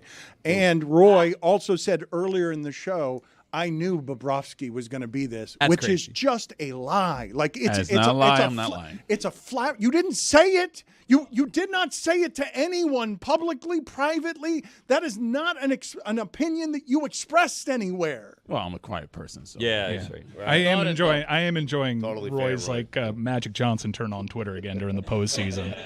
right. I'm not going to change for anything. So. Yeah. I know, just copy pasting the press release by also adding Nichushkin out for a while. Helpful. Is Marchand? We'll close. Thank you for that, Mike. We'll I close, really appreciate that. Thanks for the support. Not as much as I thank you for Panthers score. We close the loop in a second, but Marchand is. They actually call him Rat, right? Like Yeah, he's Rat. There's a couple of Rat Kings in this series. Brad Marchand and Matthew Tkachuk too, who also. They had gripes like, Matthew Tkachuk got an extra shot in on Pasternak on the ice. Not a fighter. He did. But this is what they were looking to do in Game 2. And then the Florida Panthers responded in kind, have also been the more disciplined team. So, yeah, go into the penalty box and cost your team. You guys can't play with them 5v5. So you like your chances 5v4? It's just been dumb. I don't know what to make of Jim Montgomery because you have to look at the talent that they have on the ice. They lost Krejci, they lost Bergeron, and they had a better season than even last year. And they entered this playoff series second round. Granted, they got through a depleted Toronto Maple Leafs team and just a total shit show of a franchise. But they come in here, and you really see they're super overmatched. But then Jim Montgomery's doing every wrong thing he could possibly do to hurt their team's chances. So I don't know whether to give him credit or damn him to hell. Well, no, he's giving them motivation. That's what he's doing. You can't because trust, he knows the series is over. You can't trust the guy that always has his hands in his pockets. What's that guy doing? Even when he's mad at the refs, he's always got his hands in his pockets. Put it on the poll, Stressing me Choo-Choo. out. Can you trust a guy who's always got his hands in his pocket? Billy, close the loop for me. To close the loop slightly on this, Tyson Fury's dad, John Fury, in 2011 was found guilty and sentenced to 11 years because he left the victim half blind. A 12-year dispute erupted in violence at a car auction in 2010. While Fury was getting the victim in a headlock, he forced his finger into the victim's eyes. He was released from prison in 2015. Eye gouging? So only one time? I mean, he was in prison for a little bit. That cuts into his times that he could get arrested. Car auction's a really weird place for a fight. Billy, keep looking. I bet you there's more than one.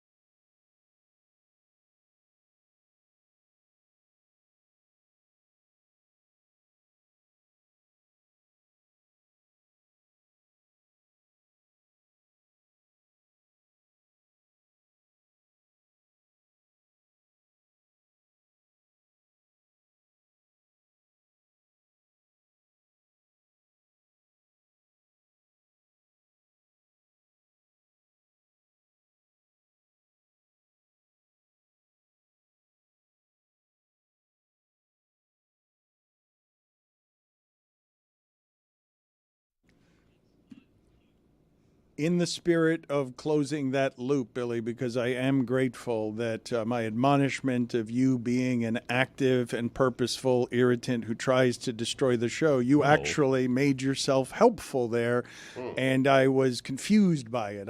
I thought your hands were in your pocket and that I would mistrust you because when you're helpful, I think there's an agenda or something that you're up to. Is this a compliment or an apology or an insult? What is this exactly? It's neither of those things. It's not an apology or a compliment, but I thank you for bringing back this subject because I don't think that we talked enough about the people in your life that you believe would problem solve with a headbutt.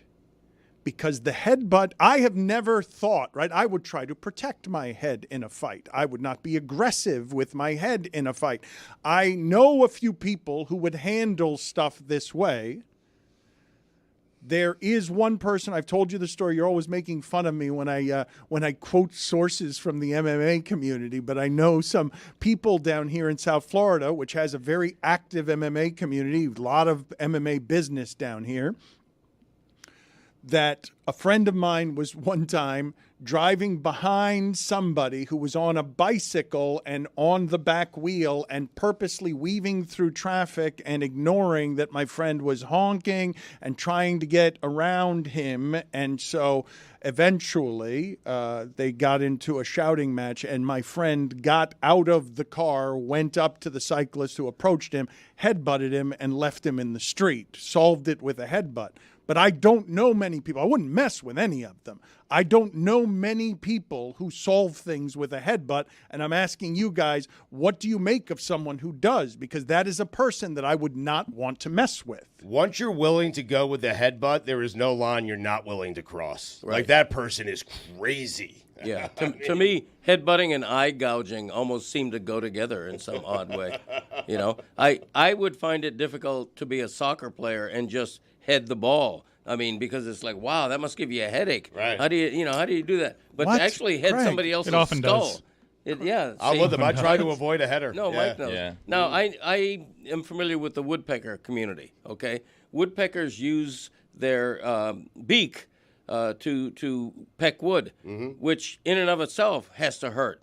You know, so the human equivalent of the woodpecker is the headbutter. Yeah. You know, so there is some precedent there. Yeah. What? I've made my point. Now I'm moving on. It was a good one. Thank you. Yep. Woodpecker that pecks wood. Yeah. They use their beak to peck wood. Right. They don't have arms. You know, if I had a hammer, they don't have a hammer. They use their beak. And the headbutt is similar. Right. The motion is similar. Correct. You know? Right. So, you know, take my point and run with it. Bring it to the bank. Invest it. Go into a bank, go up to a teller, and say, I want to invest the idea that a woodpecker and a headbutter is a similar. People just walk in, give me takes all day. First of all, you saying the phrase, I'm familiar with the woodpecker community, is useless. I am. I don't believe the woodpecker suffers any pain from. We'll ask Ron McGill. He's going to be on with us. I don't think there's any pain involved for the woodpecker there. We have breaking news. No Ron McGill. Hyena surgery. Yeah. I misread it first and thought it was hernia. Yeah, it has to be. No. Get Woody on the phone. He's familiar with the woodpecker community. He'd be helpful. Is there another woodpecker? I can't think of one. Put it on the poll at Le Batard Show. Famous, that's for So, is the logic like if I headbutt you, I'm already sacrificing the thing that you would punch. In fact, I'm using this punchable thing as the weapon. So there is nothing that you can do to actually hurt To me, it's like a nose butt or a mouth butt. Well, there's an art to it too. It's a mouth butt. Like you don't lead in with nose. That's not what you do. I'm just saying that using the thing that you would be trying to protect from getting hit to start the fight, that it's no one's got. There can't be a fight where anyone's expecting a headbutt. It's got to be in that part of the country and that part of the world. I would expect it more. Saudi Arabia. Well, was that in Saudi? Well, I was going to say with Europeans. Right. Yeah. Like Zinedine Zidane. Yeah, they're Jokic's. Europeans. Good point. Europeans The Jokic are more brothers definitely would Slavs. Yeah. They're more likely to headbutt. Yeah. This is a sweeping generalization that might be xenophobic, but I feel confident in saying this. Yeah. Europeans headbutt more. They do, especially Eastern European. Put it on the poll. Do Eastern Europeans headbutt more? Just leave it like that. Especially when you consider his family ties. More marauders. Also, gypsies. Well, he is a gypsy king, but I've found that is a disparaging word, and you can only use it in context of like Tyson Fury calls himself this. That's correct. Would you rather come face to face with a biter or a headbutter? Wow. Put that on the poll as well. Would you prefer to come face to face with a biter or a headbutter? And also put on the poll at Le Batard Show: do woodpeckers hurt their beaks or heads when they woodpeck, because I don't believe that they do. Otherwise, I'm guessing they would stop doing it. No, that's why there's that concussion stuff. Like I think that necklace that you see a couple football players wearing around their neck is like the tech is based on woodpeckers. Mm-hmm. Well, the internet is telling me a woodpecker's brain takes a big hit with every peck against a tree, yet the animal doesn't get brain damage. A team of scientists says the reason is the brain's very small size. No CTE for that one, huh? How about that? Bird brain. They don't have a hammer, though. They have no choice. That's right. That is what Greg Cody do what said. you got to do. Do you guys know what he was doing there? Because Greg Cody has a stream of thoughts. He thinks all his thoughts are interesting, and anytime there's one in there, he just says it, even though if it's useless. Do you guys know what he was doing there? Because he was doing the song from, I guess, the 1960s, If I Had a Hammer. Mm-hmm. If I had a hammer. Mm-hmm. Yeah. Sing it, Greg. Trini Lopez, I believe. Yeah. If I'm not mistaken. Back that ass up. Yeah. How about yeah. It's a folk song. If I had a hammer, I'd hammer in the morning. I'd hammer in the evening. All over this land. I'd sing about justice. I'd sing about freedom. I may have mixed that up. It might be freedom and then justice. But it starts off, if I had a hammer, and then it turns into like a folk song. Woodpeckers prevent brain damage in a fascinating way. Their tongues wrap around their jugular veins to increase blood flow to the brain. That's what those necklaces do. They increase blood flow. Mm-hmm. That's fascinating. The woodpecker's biology functions much like bubble wrap to protect and insulate the brain from damage. Trini Lopez also not Trina, who also is not Juvenile, who sings back that ass up. Mm-hmm. Lots of confusion.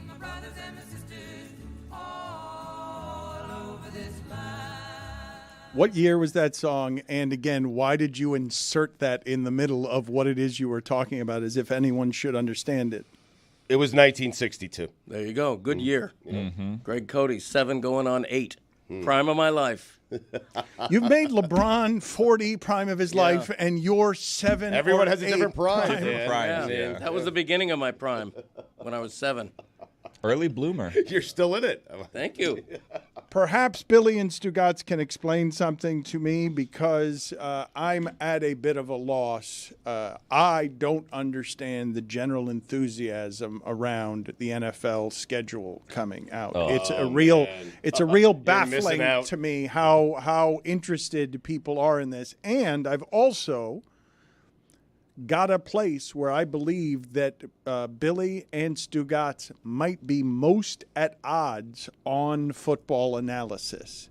Because Stugotz says Joe Burrow is the best quarterback in football. I think he made him better than Patrick Mahomes.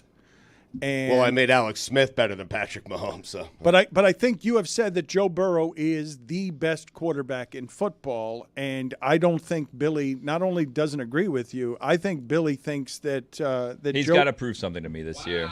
I'll say it. Say it. Yeah, I said it. He's got to prove something this year. Stay healthy. Yep. Take him over the hump. How about the schedule, though? Because I don't know what Dan's talking about when he says he doesn't get excited. I feel bad for you, honestly. Right. Smile. Enjoy it. Yeah. Dan, the Chiefs opening 2 weeks, Ravens and Bengals. I mean, if Burrow wants to prove something to Billy, he could do it early by beating Patrick Mahomes. Opening night. Yeah. Well, no. Me too. That does get me excited.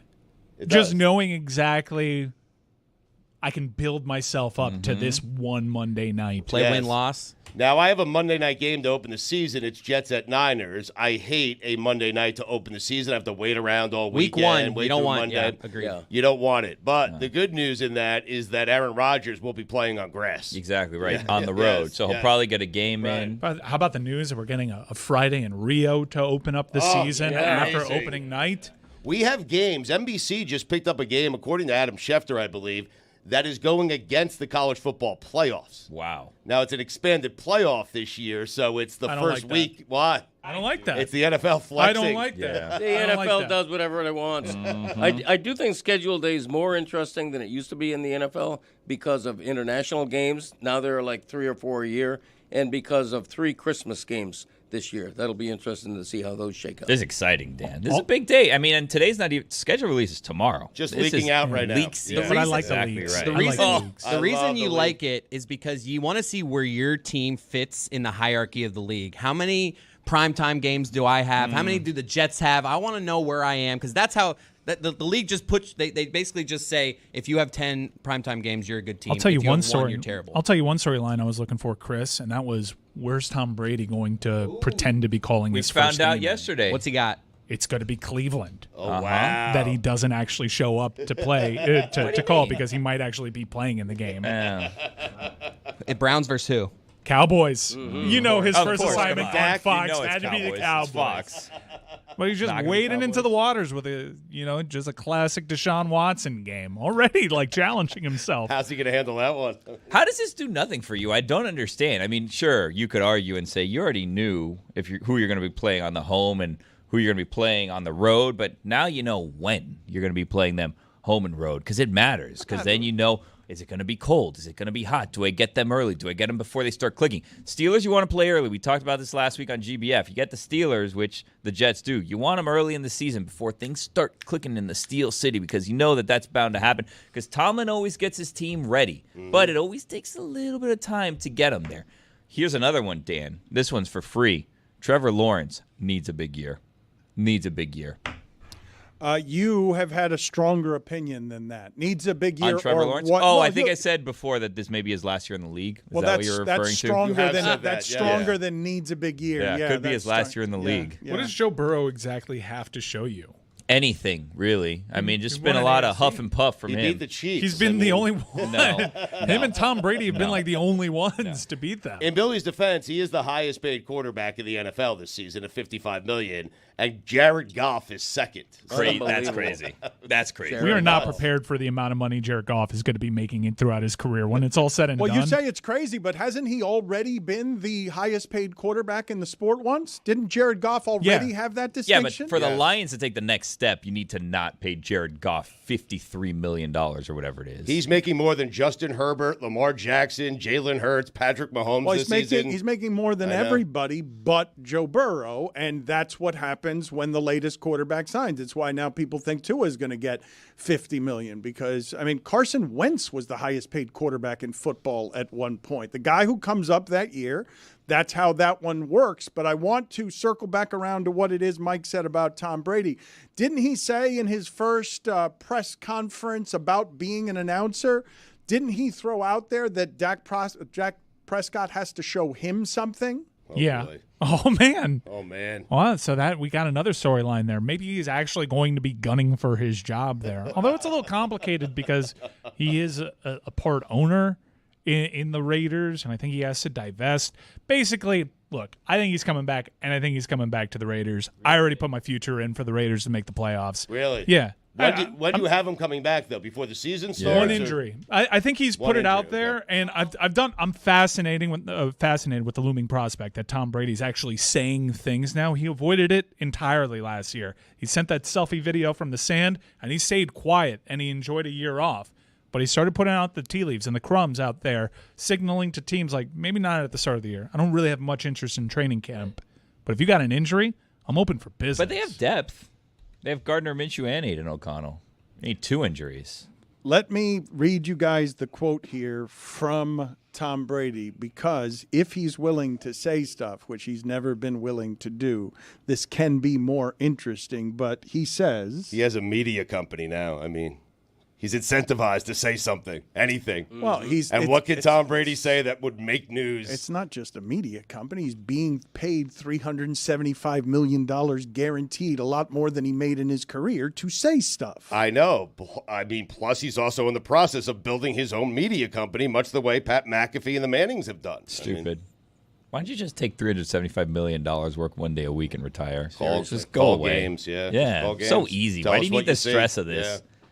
Not that easy. Dan, you tell him. Not that easy to just start a media company. Why does he need this stress in his life? Mm-hmm. It would be much better to just be able to go to one football game a week for 17 Just tell us what you weeks see, than man. having to go and and create an entire company. He strikes me as a classic crammer also, right? I mean, obviously, everyone will tell us, oh, he studies so hard, he does all this and that. He's going to cram. You don't think he's going to cram? I have found that basically every athlete who's great tries to be great at this stuff. Like there is not, well, I shouldn't say every athlete who's great because there are some that aren't trying that hard. But the ones who you think are obsessive compulsive about being great, Dwayne Wade or whatever, they go into these fields or these other things after retirement, and they are very coachable about wanting to be coached, like about going around asking questions as if they don't know anything, wanting to learn. And I imagine Tom Brady doesn't want to embarrass himself. So he does say, though, and I ask you guys, is this anything or is it just something because Tom Brady's saying it? I know the Cowboys, how important they are to this network. They've got great storylines. Come on, Dak Prescott. Let's see if he can finally come through. And then he heard the buzz and he just said, did that just slip out? Oops. Well, he might have just had his lips done. You don't know. Classic Tom. Did that just slip out? He could be talking about a tooth.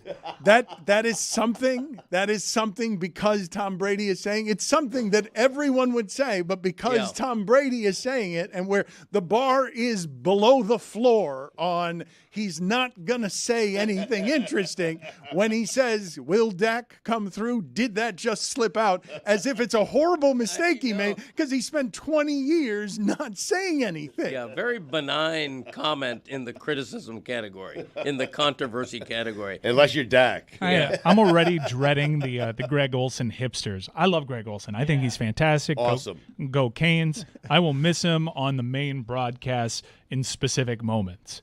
But the novelty of Tom Brady, the greatest ever to do it, hopping in the booth and talking about what is unfolding in front of his eyes with his perspective of knowing certifiably, wait, is this the greatest player to ever call a sport ever?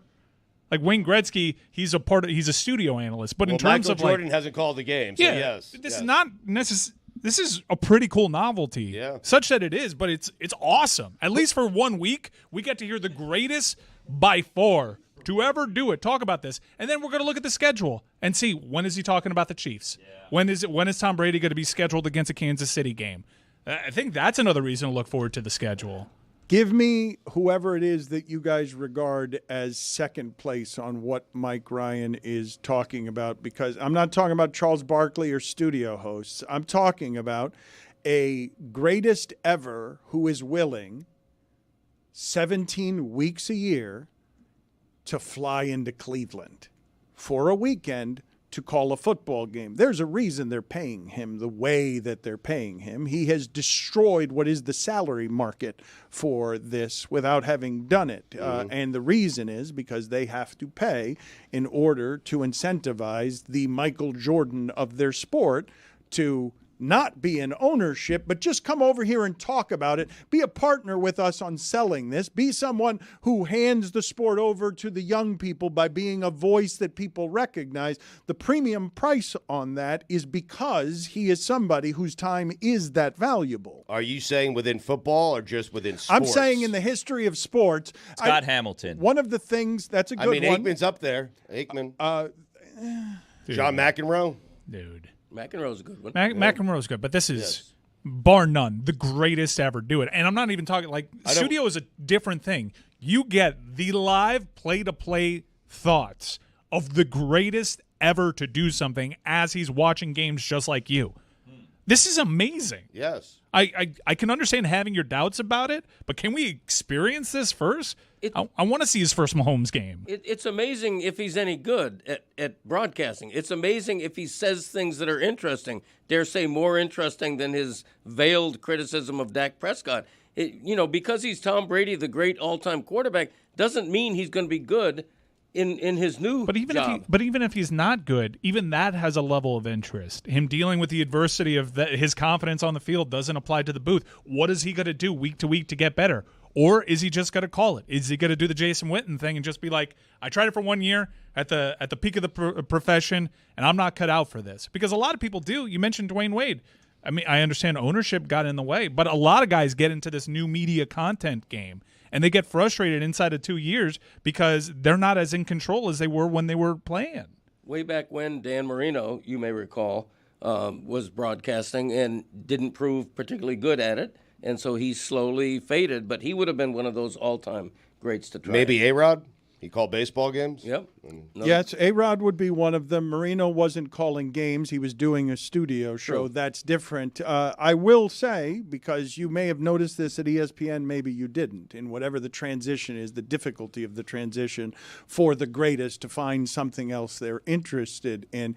ESPN always had a hard time getting the top tier of athlete fame to go fly into Bristol to do stuff. So the guys they would get who were that kind of great, Emmett Smith, Jerry Rice, Scottie Pippen, they were all terrible broadcasters. Like all three of them were really bad at broadcasting, uninteresting, but their level of fame made it so here's a primary voice. You can speak on behalf of your sport. It doesn't even matter if you're any good, but what Mike is saying is true.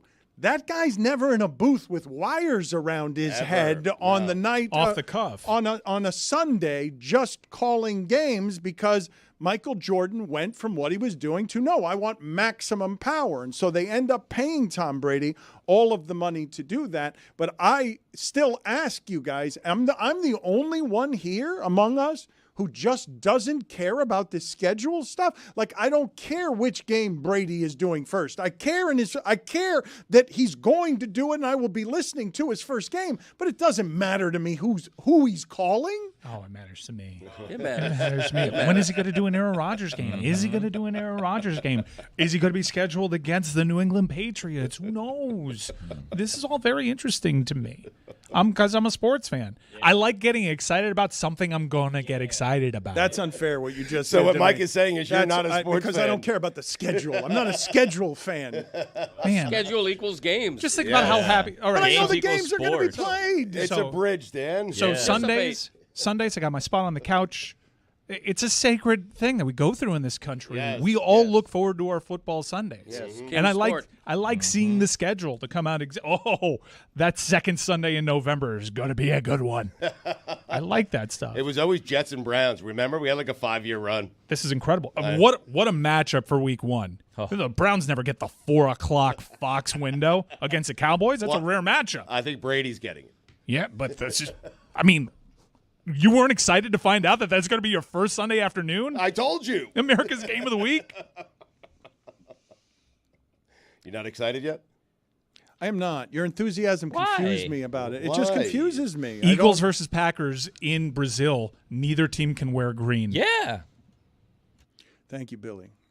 What? It's big. Because it's a rival. Yeah, it's banned from the stadium. It's banned from the stadium. Yeah. How about that? I don't know if you're familiar with these teams, but what are they going to do in them uniforms? Alternate black uniforms, road whites. Watch out for the Pack this year. Mm-hmm. Yeah. Everything in the back. NFL is overcovered. You got to realize that. Schedule day's big because everything is big. Rookie minicamp was covered like it's wonderful, heavy news. Yeah. I don't care about rookie minicamp personally, but people do. NFL fans do care about the schedule as well.